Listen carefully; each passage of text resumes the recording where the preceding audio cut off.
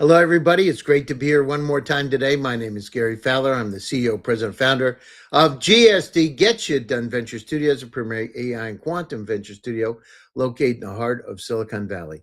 I'm a 17-time serial entrepreneur with several unicorns under the belt. I was on the original management team at Click Software, which is sold to Salesforce for $1.35 billion. Also, Eva.ai, an AI HR tech company I co-founded with Dr. David Yang. We believe at GST that intellectual capacity is evenly spread around the world, but opportunities are not. So I'd like to welcome each of you to GST Presents Top Global Startups, the podcast where I explore the bold ideas, breakthrough technologies, and visionary founders shaping the future of innovation around the world. As I said, I'm your host, Gary Fowler, and I am the founder of GST Venture Studios and Family Office, where I work with founders and startups scaling globally. Today, we're diving into a fascinating, increasingly urgent topic, the dark side of artificial intelligence. AI is transforming industries at an incredible pace, but as powerful as these technologies are for innovation, they're also creating new opportunities for fraud, cybercrime, and digital manipulation. My guest today is Ivan Shkvarun, CEO and co-founder of Social Links, a global leader in open source intelligence, OSINT. His technology is used by governments, financial institutions, and enterprises in over 80 countries. With more than 15 years of experience in automation, enterprise technology, and cybersecurity, he led financial and public sector initiatives at SAP and has built Social Links into one of the most recognized OSINT platforms in the world, earning global recognition from Frost and Sullivan. Earlier this year, he landed Darkside AI. He launched Darkside AI, a new initiative focused on a troubling reality. Criminals are adopting AI faster than many governments and corporations. So today we're going to talk about how AI is reshaping global cybercrime, why fraud is becoming harder to detect, the role of open source intelligence in fighting digital crime, and what organizations need to do now to protect themselves. So with that, I'd like to bring Ivan onto the show. Hi, Ivan. Hi everyone. Nice to see you, Gary. So, Ivan, you spent much of your career at the intersection of automation, open data, and intelligence. What really drew you into this space?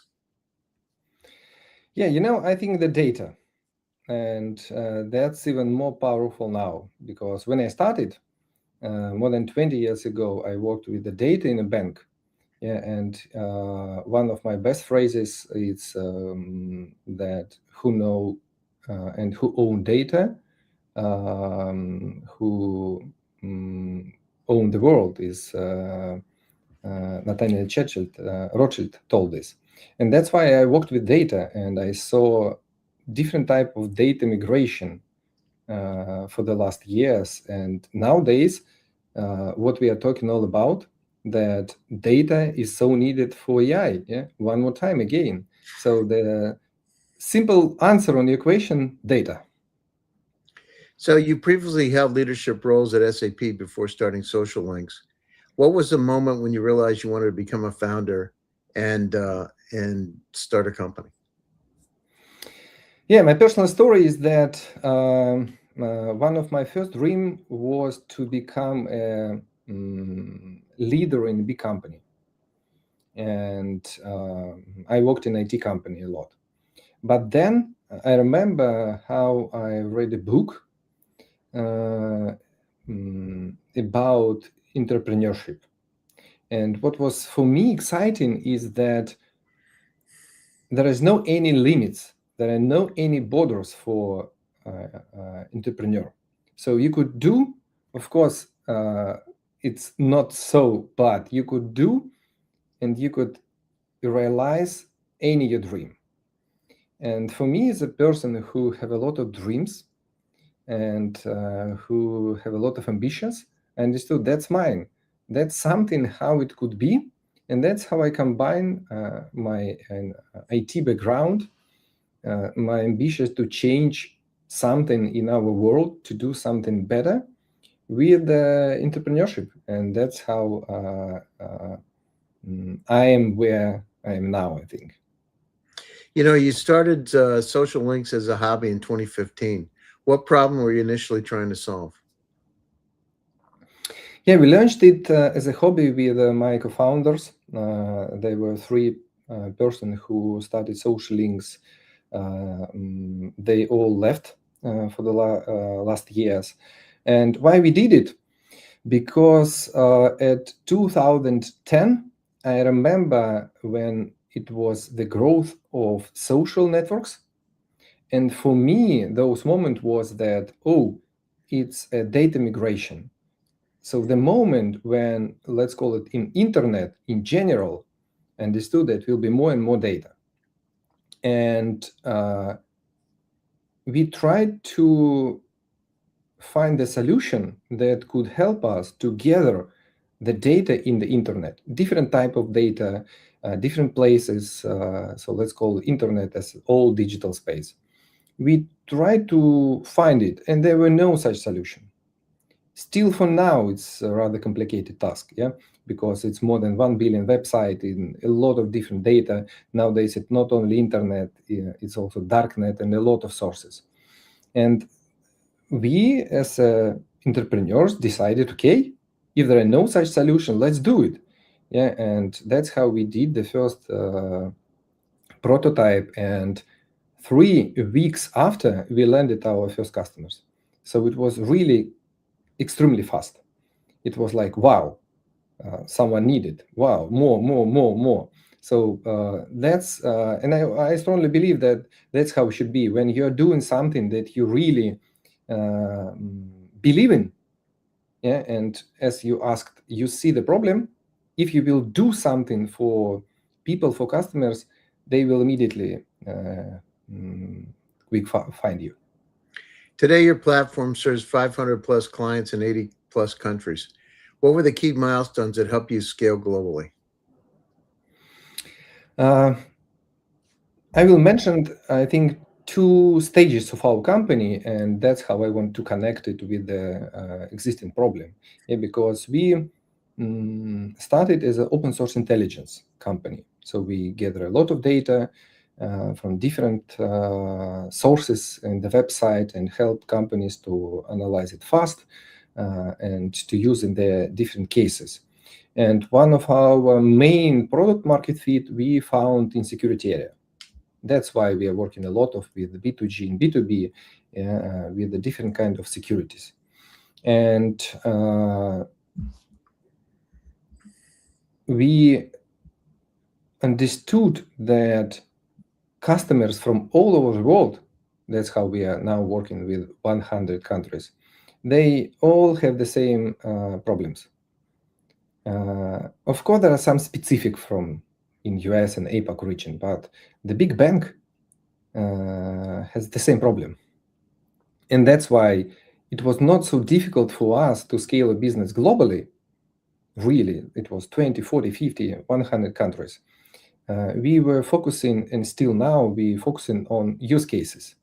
Use cases for specific departments or specific roles.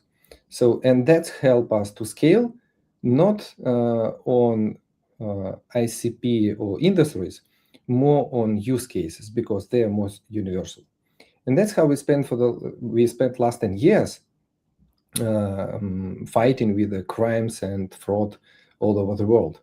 And the second stage or milestone of our company, I strongly believe, happened in 2024.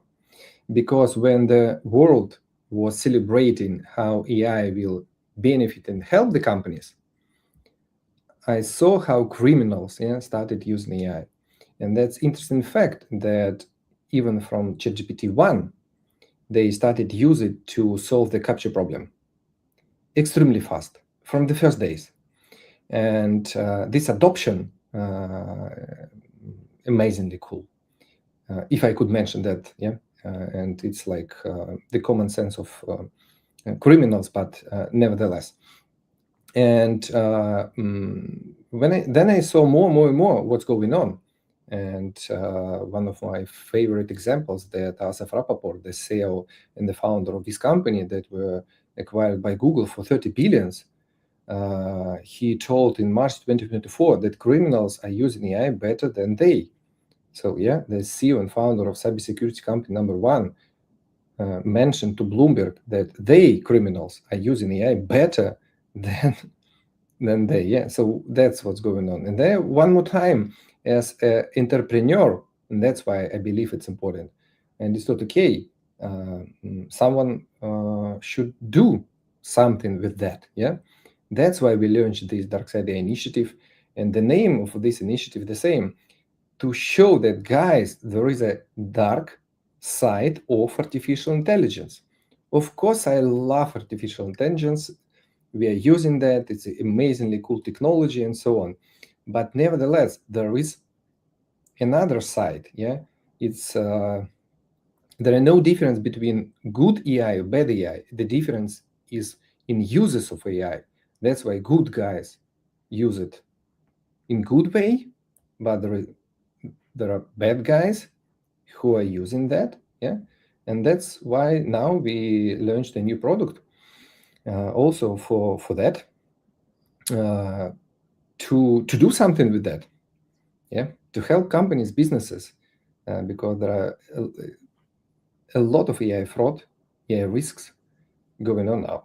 So that's, I think, two milestones. Yeah, the first, plus minus 8 years from hobby to global OSINT leader, and now the second part of our life, I hope it will be even bigger, in AI fraud crisis in market. So, how are governments and enterprises using NOSINT today to combat fraud, cybercrime, and national security threats? What exactly are they doing to be able to thwart those threats? I will mention these examples. Of course, I could not mention a lot of details with mostly even B2G our Yeah, customers, sure. because we have a lot of national security and so on and so on. But an example how I really like to explain it. Imagine that the data is a garbage that are in the digital space, and pieces by pieces, all this garbage, it's unuseful information. But if and when we will look at the whole picture, it's not a garbage, it's even not a data, it's insight, and knowledge, what we could do with that. And that's, if we will simplify our open source intelligence area, that's how it's working. Because no one even know what are in digital space could be. Yeah, and we have an engine and platform that could gather it in real time. So we are not a databases. Yeah, we gather it in real time. And an example that I could share, it's one of the national police in the country. They are working AML cases, and they saw how criminals are doing a lot of crypto transactions, and they could not understand who's it. But there were some letters as an alias to some people. And with us, they could find some people who could be potential this person, because we are, as a people, most of time we are even lazy, or because it's fact. Yeah, we are lazy, or we have some we are doing some mistakes. And somewhere how these people 10-15 years ago used the same nickname or some letters when they were describing They get themselves. lazy, like because of the problem. The challenges, we got so many different places where we have to connect. And I mean, think about it, Ivan. You got 300,000 items in your personal cloud. The entire web in 1996 was 257,000 websites. You have more information in your personal cloud than the entire web. The problem is Ivan's world is following the same trajectory as the World Wide Web. By that, I mean doubling every year. In 5 years with the Internet of Things, you're going to have 10 million items. The problem is infobesity. There's too much data, right? And the person, I was with one of the original team members of Palantir. He's my neighbor here in Palm Beach, Mm, and Gavin Hood. And we were talking about it. I mean, the person that's going to win is a person has a single point of entry into everything, kind of like your grandmother with empathy and compassion, because you need a guardian angel to protect you, right? And so the models that we're using, we're going to come to that. It'll be in another 2.5, 3 years, but that's where the model come, and it's got to care, right? When you put empathy, tokenize. I build a model, an AI model, where I tokenize goodness and using a Skinnerian approach to it, and that's what the model is. It's got to love you and care about you, and it'll change things. Your initiative, Darkside AI, is based on the idea that criminals are adopting AI faster than organizations. What do you see that concerns you the most? Yeah, we'll cover. By the way, I'm following on Palantir company for the last 10 or 15 years from technology side that they did really amazingly solution. And we have a lot of the same things based on ontology and so on. Yeah, because one of idea was also to describe all these entities, all this data that could be in internet. Coders, ladder networks, those kind of things. So my friend was the original guy that was the chief of staff for CARP, actually, original team member. Wow, cool. Yeah.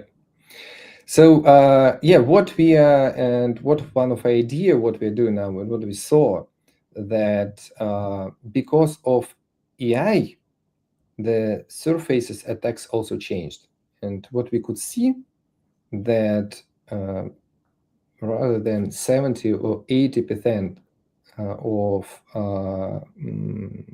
companies' breaches started with human interaction. So that's mean that people or employees are the main object for attacks. And based on AI, based on social What kind of engineering, interactions, Ivan? What are they doing exactly? Well, like, let's say 3. What are they doing? Is it phishing or what is it? Yeah, overall, the mechanics that they're using, they are mostly the same. The difference is that AI is an accelerator. And Mm-hmm. that's why I told that like there are no difference between bad AI, good AI. Yeah, it's in users. So just imagine that the criminal cycle, the first, second, third, fourth, and fifth step, the same. The difference that because of AI, they could scale it incredibly.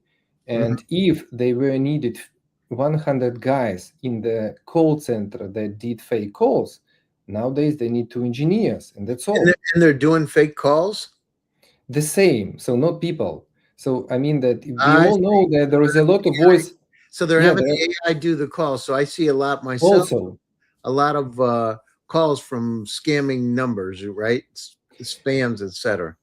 So it's also calls, it's it's emails, it's messages in messengers, and that's what I'm talking about. That it could be scaled incredibly, and the ROI nowadays much higher, and plus minus everyone could start doing that.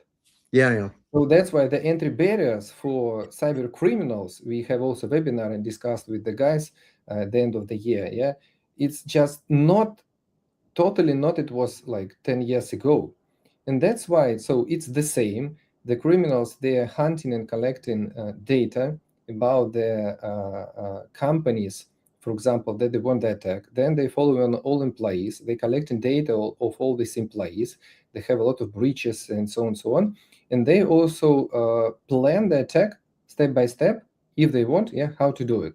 But one more time, most of these attacks going on through people.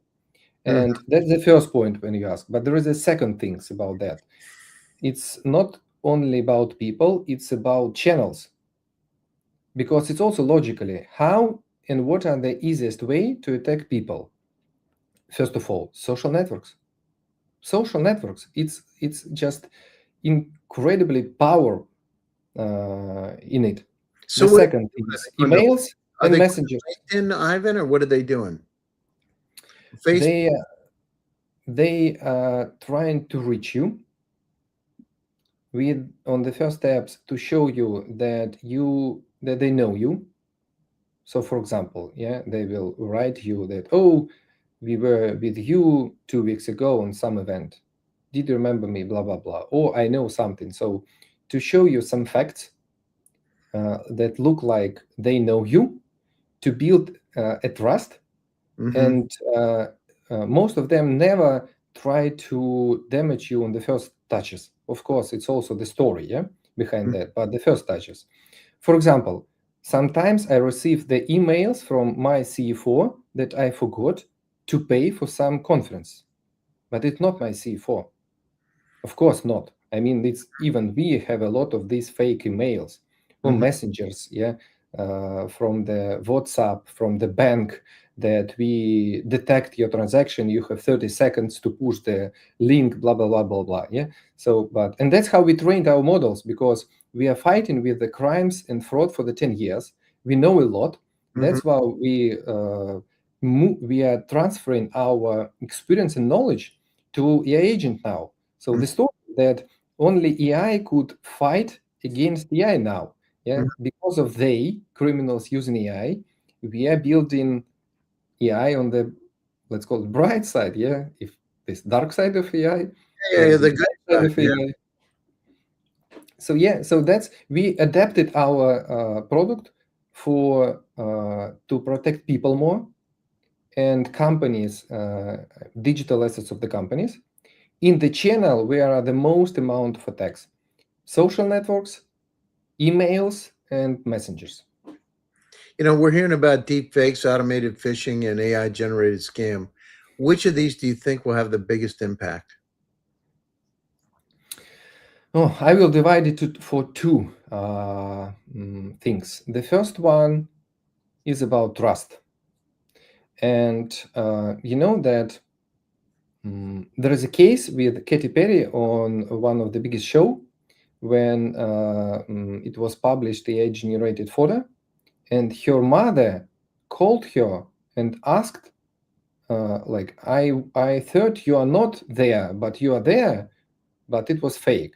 But for me, why it's so important? From the, I don't know, from when I was a child, of course, I remember that I could not trust to anyone except my mother. You know, it's like a joke, but it's of course not a joke, but only mother, yeah. But nowadays, if my mother will call me in WhatsApp, I really will ask her our family secret phrases, because it could be not my mother in reality. If you're a public person, someone will call you, it could be not. And we have these examples. The CEO of Ferrari were scammed. One of the biggest, still for now, one of the biggest AI fraud for 20 million, when CEO called to CFO by Zoom, yeah, and asked to pay. Fully fraud, fully AI generated. That's why for me, first of all, it's about trust. Just Wow. imagine if I will stop, uh, if I will not trust to mother, how I could trust to anyone else? Yeah, and trust is the general layer for any businesses, for anything. So that's for me the most crucial thing, that we are, as a people, as a humanity, losing trust because of AI, this kind of fraud, deep fake, and so on and so on. It's first thing. And the second, of course, it's about money, because finally we scale everything with money, and we already predicted that it will be few trillions dollars in AI fraud. And if it is so, this is in top 10 of world economy. Yeah, so just AI fraud, the amount of AI fraud, the same as a GDP of some country. Mm-hmm. Do we need any more facts, yeah, with that, or we will start doing something with that? And at the same time, I still wondering that if you look at the biggest AI companies, Forbes, for example, published last year, AI 50 2025. There are no any company who are doing something in AI fraud detection, in AI security, in AI safety, and so on. No one. All of them doing a new email tool, new sales tool, new, I don't know, research tool, new book tool, new, like a lot of I mean, that was a direct conversation I've had with my friend at breakfast, right, about this building the trust level. I mean, because a guy, once you have like a UL stamp of approval, on top of it, it changes things. And, that's it. The trust level. In fact, I've written quite a few papers about it. The trust layer is critically important. And then having a guardian angel to be able to protect you so that you don't have those kind of issues. Because you're right, there's all kinds of phishing scams, there's all kinds of scams out there. It's a trust but verify, right? Yeah, exactly. I did this. We also last year wrote the article for World Economic Forum because World Economic Forum recognized misinformation and disinformation as a risk number one for humanity 2 years. For me, the most exciting, then in 2022, it was climate and weather. So 3 years ago, we were thinking that because of climate, yeah, I will not mention like we will die, of course, yeah, but I mean the most problem for us is climate. 3 years after, misinformation, disinformation. Why? Because of AI, of course, because it scaled incredibly. Yeah, And I mean, what sometimes we could do with that? we forget, by 2050, we have to double the food supply and can increase the number of cattle because 26% of the pollution is methane gas. That was part of my United Nations speech that I did. And, we forget these kind of things are coming in front of us fast. The other thing is, Ivan, there's only so many dead animals and plants we can burn. What happens if you're living in Chicago in the middle of the wintertime and there's no heat? Nothing good. We got uh, a lot of these situations are coming to a zenith right now, and they're vectoring together, and we've got to make some profound decisions. You're right. There's a lot of, and what happens when quantum computer? I was dealing with one of the ultra high net worth families, and they're using a quantum computer for things. What happens when that? Quantum computer is 100 million times faster than the fastest supercomputer, which means Yeah, 10,000 years takes 200 seconds now. And these are real statistics from Google. yeah, that's the next level. If it will be joined, yeah, what it will be. But one more time, I strongly believe that it's a lot of about trust. That's why this also my article was Trust. that the trust is a new currency in the AI world. Yeah, it's all about trust. And what about you mentioned? For me, it's also really important that sometimes we are talking about some problems like this discussion that will AI kill the humanity or not? Yeah, but guys, come on, we have so many problems now in the world with the climate, with the food, with the water, yeah, and so on, so on. I think will not AI will kill humanity. I Yeah, mean, and then we've got the ability to be able to change things. I used AI myself. I had stage 3 kidney disease and sciatic in my back, and I used a multi-agent large language model, and I did full body stem cell replacement, and my biological age went down about 15 years with that treatment. I've had it done 3 times. I'm one of 31 people out of 10,600 that's done that. The only way I found it is by using my multi-agent large language model to be able to help me do the research. So, there's profound, we have nearly unlimited possibilities with the tools that are in front of us for good and bad. But if we're going to survive, we better figure out how to use it for good, right? And having tools like yours to be able to help take care of the bad and protect are critically important. And when you put empathy and compassion in the models, they need to be embedded in the models, Ivan. It's critically important for that too, because nothing happens if we get towards sentience and we don't have that built in. yeah. You know how I show it.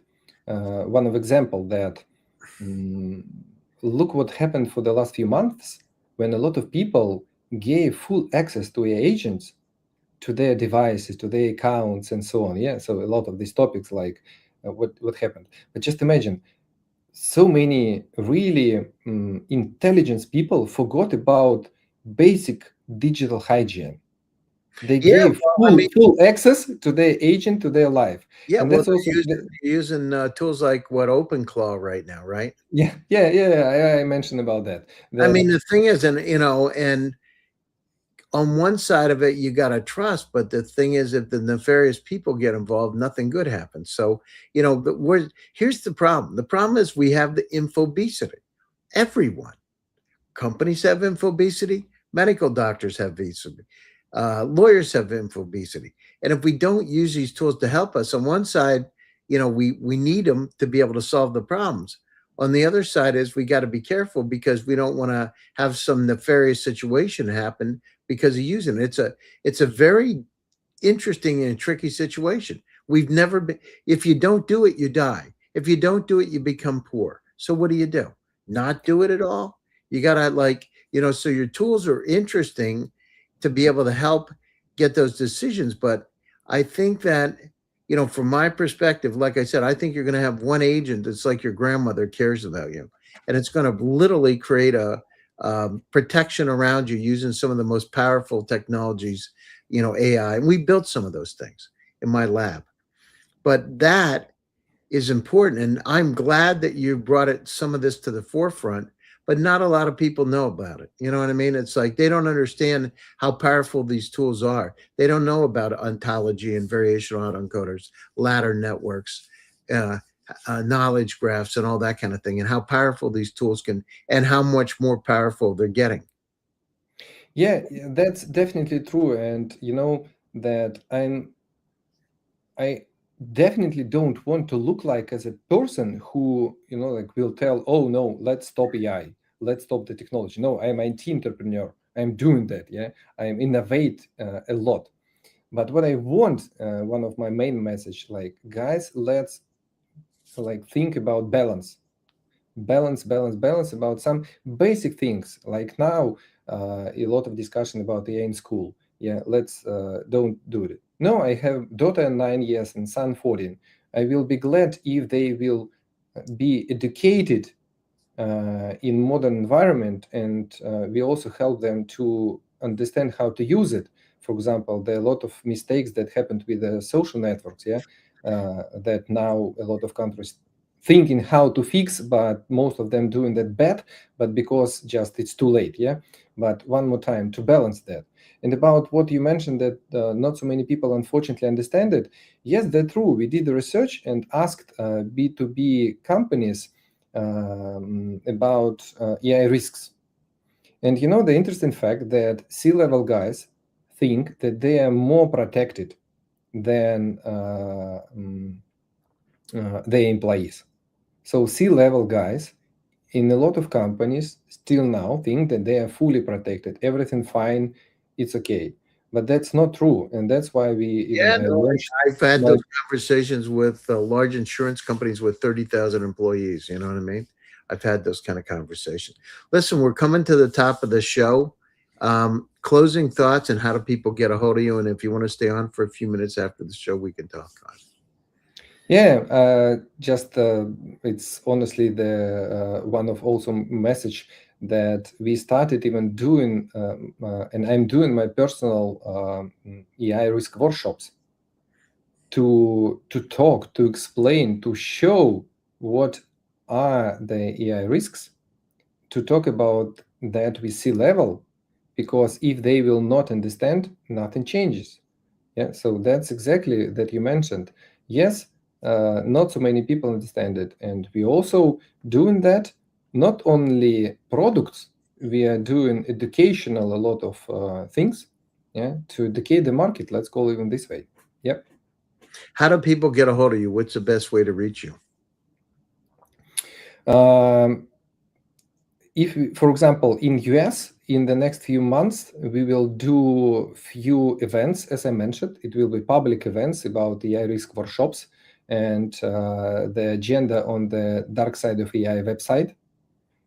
It's really easy to find us, Darkside of AI, artificial intelligence, and my personal profile. So we'll be glad. All right, sounds great. Well, thanks for taking time out of your busy schedule, joining us today. And thanks to all of you for joining one more time. GST presents Top Global Startups. My name is Gary Fowler, and I'm your host. Stay happy, stay safe, and stay healthy. I'll be back to you again soon with another exciting edition. Thank you, Ivan, and thank you, everyone. Thank you.